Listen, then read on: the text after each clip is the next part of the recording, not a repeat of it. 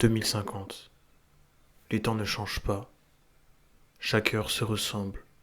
Chaque jour n'est que le reflet du précédent.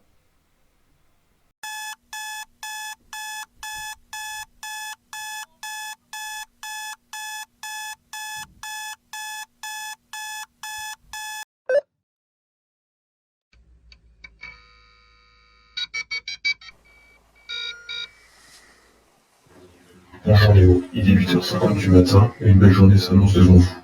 Au programme aujourd'hui, l'arrivée de votre colis.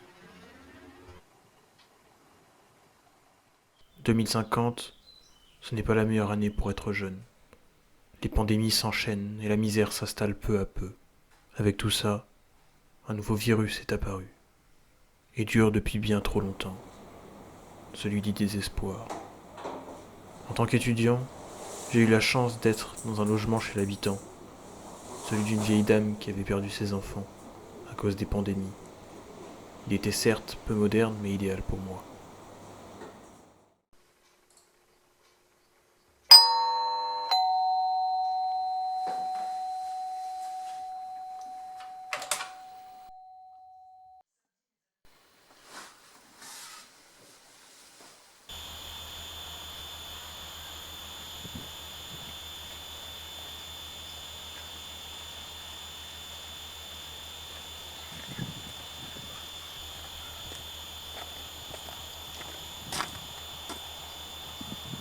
Le colis délivré par le drone 4523 doit être remis à Nemo Vives. Pouvez-vous confirmer votre identité?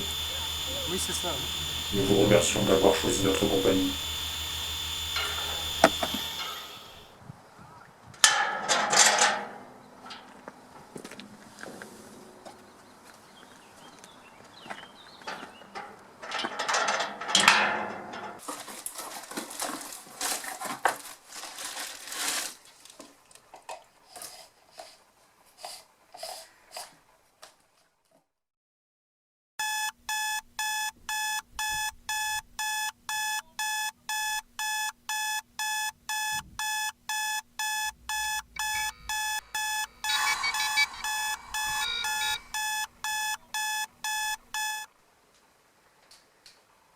Lutte contre la souffrance étudiante, une étude menée en interne révèle que la moitié des étudiants disent souffrir. Les cadavres arrivent ici chaque jour par dizaines. Des tireurs embusqués, des soldats qui tirent. Est-ce que vous estimez que la jeunesse a été sacrifiée en étant comme ça, mise? J'avais du mal à respirer. J'avais du mal à exister.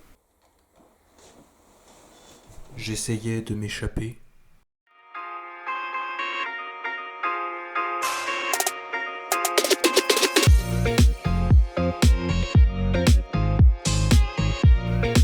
Mais il y avait toujours ce sentiment d'emprisonnement.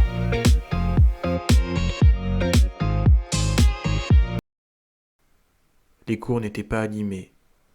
Assis devant une machine avec un prof dont on ne connaît même pas le visage, j'étais cloué au sol, inutile, comparable à un oiseau à qui on aurait arraché les ailes.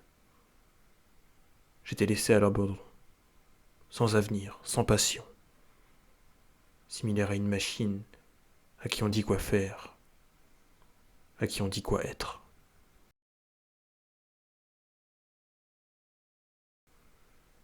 J'avais besoin de m'échapper, de m'amuser, de célébrer, de vivre. Mais ce n'était pas une vie, ça. C'est l'enfer. Comme si j'étais déjà mort. Comme si on m'avait enterré vivant. Mais une chose est sûre. Il n'y a rien de plus humain que de garder espoir.